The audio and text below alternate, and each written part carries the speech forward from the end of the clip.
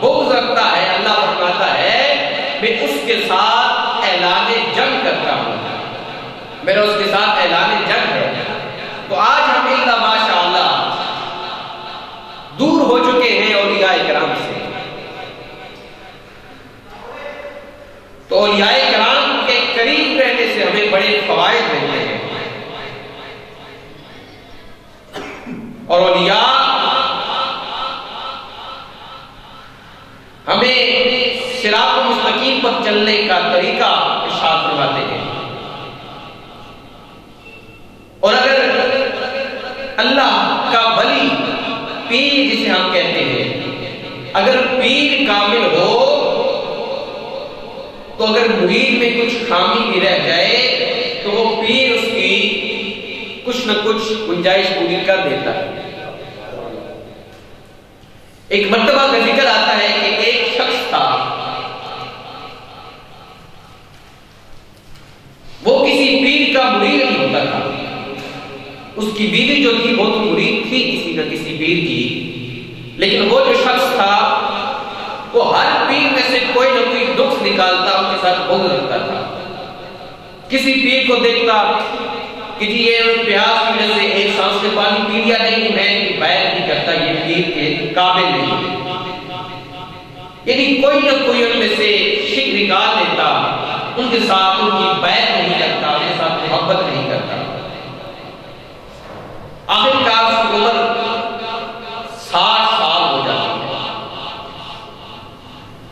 اس کی بیوی کہتی ہے، اے میرے سر کے تاج، اے میرے خاوند، 60 سال عمر ہو چکی ہے، آپ نے ابھی تک کسی کی بیعت نہیں کی ہے، آپ کسی کے مرید نہیں ہوئے. جو مرید ہوتا ہے اس کی لاج رکھنے والا اس کا پیر ضرور ہوتا ہے، اس کے کام آ جاتا ہے. آپ کسی نہ کسی کی بیعت کر لیں، کیونکہ اللہ تبارک و تعالیٰ نے قرآن مجید میں ارشاد فرمایا، قیامت والے دن جب اللہ لوگوں کو قبروں سے اٹھائے گا،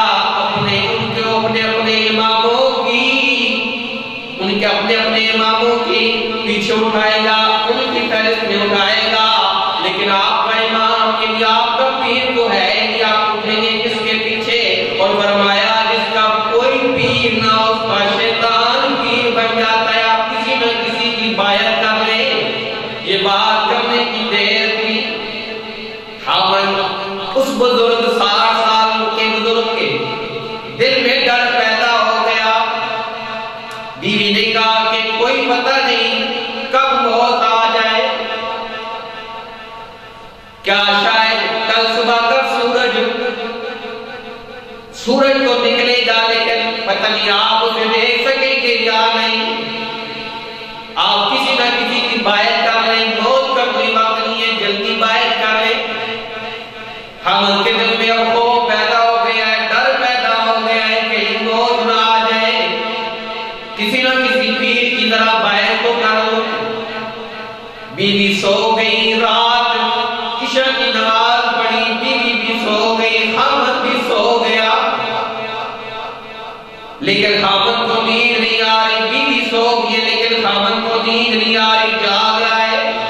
رات کا تیسرا پہر ہے، 2:30 بجے کا ٹائم ہے.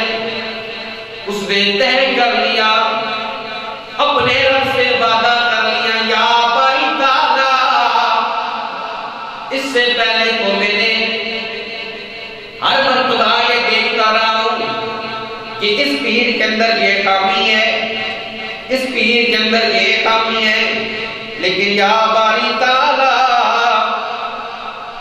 اب میں تجھ سے وعدہ کرتا ہوں کہ اب میں تازہ وضو کر کے باہر نکلوں گا. سب سے پہلے جس شخص پر میری نظر پڑ گئی وہی میرا پیر ہے اور میں اس کا مرید ہوں. نعرہ تکبیر، نعرہ رسالت، نعرہ حیدری. عہد کر لیا، اب باہر نکلوں گا، جو بھی مل گیا سب سے پہلے اسی کا مرید ہو جاؤں گا. اب آپ دیکھیے رات کے 2:30 بجے کا ٹائم ہے. اس وقت گلیوں میں سڑکوں پر کون ہوتے ہیں؟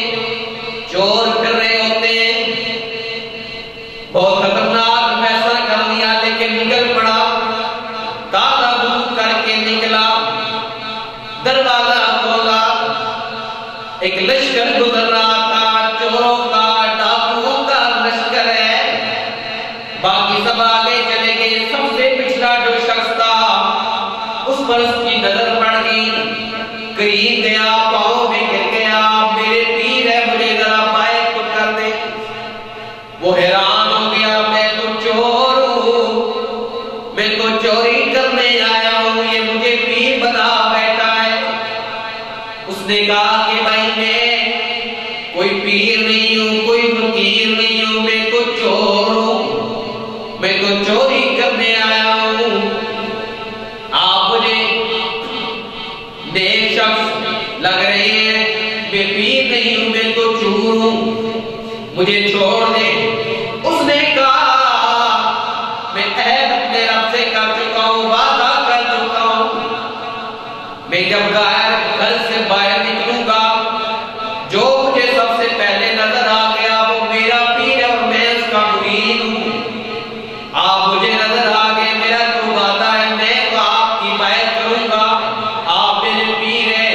اس چور نے کہا میں ابھی تک کسی کا خود مرید نہیں ہوں، آپ کو کیسے مرید کر لوں؟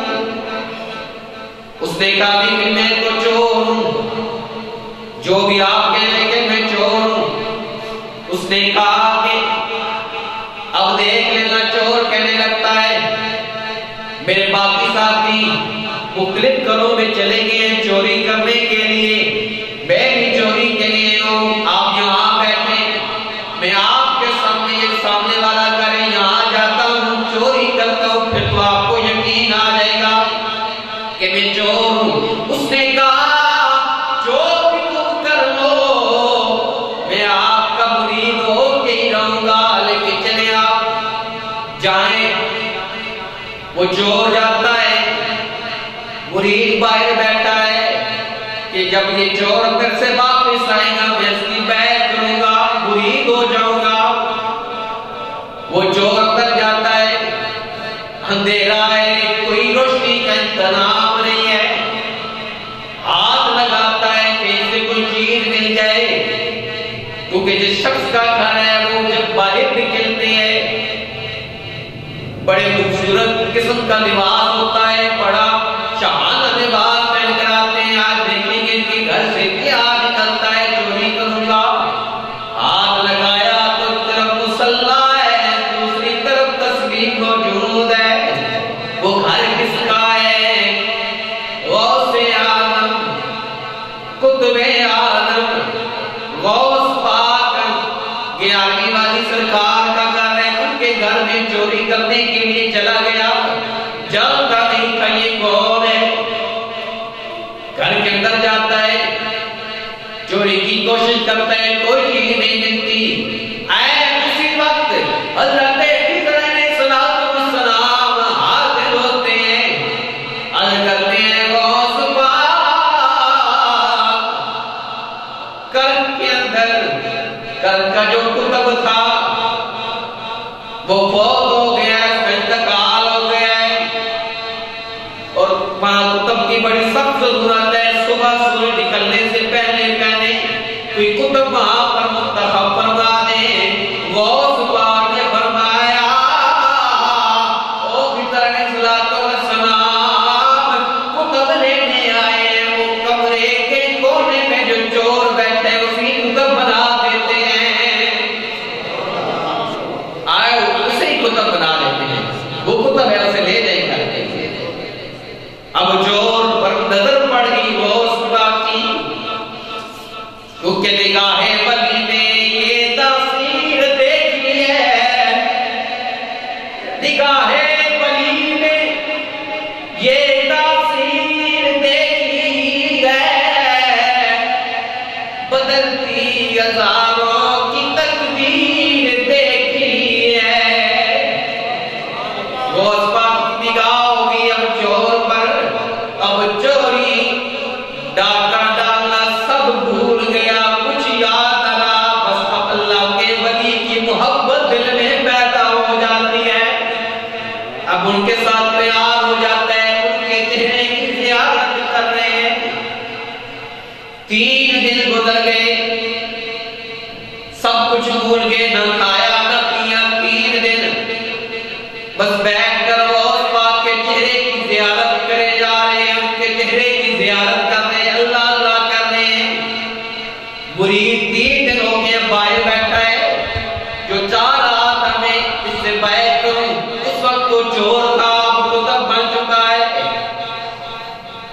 وہ 3 دنوں کے اس انتظار میں باہر بیٹھا ہوا ہے. آخرکار 3 دن کے بعد وہ عثمان نے فرمایا او کتب میں نے تجھے کتب اس لیے بنایا کہ جا کر نظام کو چلا. وہاں کتب کی ضرورت ہے. اب بہت نے میری زیارت کر لی ہے. اب تیرے دل میں تیرے من میں اللہ بس گیا ہے. اب جا وہاں کتب جا کے مل جا وہاں رہ. جب جانے لگا دعا کروا کے جب باہر نکلنے لگا وہ عثمان نے فرمایا او کتب 3 دن سے تیرے انتظار میں جو باہر بیٹھے اسے جا کر مرید کو ذرا کر دینا. ذرا باہر جا کے 3 دن ہو گئے وہ تیرے انتظار میں بیٹھا ہوا ہے. پہلے باہر جا اس کو مرید بنا. مرید کر کے پھر جا کتب بن جا. تو اس میں ہمیں ملا کیا؟ اس میں نقطہ کیا ہے؟ اس میں سبق کیا ہے؟ کہ مرید صادق سچے دل سے عہد کیا تھا میں مرید بنوں گا. باہر والے شخص نے سچے دل سے وعدہ کر کے عہد کر کے نکلا. مرید صادق تھا. فرمایا اگر پیر سچا ہو مرید کی کمی دور کر دیتا ہے. مرید صادق کو سچا مرید کو تو چوروں کو بھی کتب بنا دیتا ہے. مرید صادق ہو تو وہ چوروں کو بھی کتب بنا دیتا ہے. تو ہمیں سچے دل سے اولیاء کرام کے قریب ہونا چاہیے کیونکہ رب کا حکم ہے کہ میرے سچے لوگوں کے قریب ہو جاؤ سچے دل سے سچی نیت سے. تو یہ ہوتا ہے مرید صادق مرید کامل کہ وہ چوروں کو بھی کتب بنوا دیتے ہیں.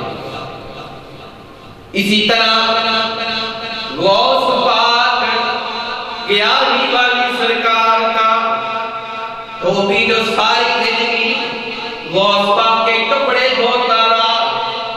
کچھ عرصے کے بعد اس کا انتقال ہو گیا. قبر میں چلا گیا. قبر میں رکھ کے مٹی ڈال کے سب لوگ واپس آ گئے. یہ واقعہ ایک بزرگ گزرے ہیں ان کو خواب میں اس دھوبی نے بتایا ہے جو غوث پاک کے دھوبی تھے. انہوں نے خواب میں ایک شخص کو بتایا ہے.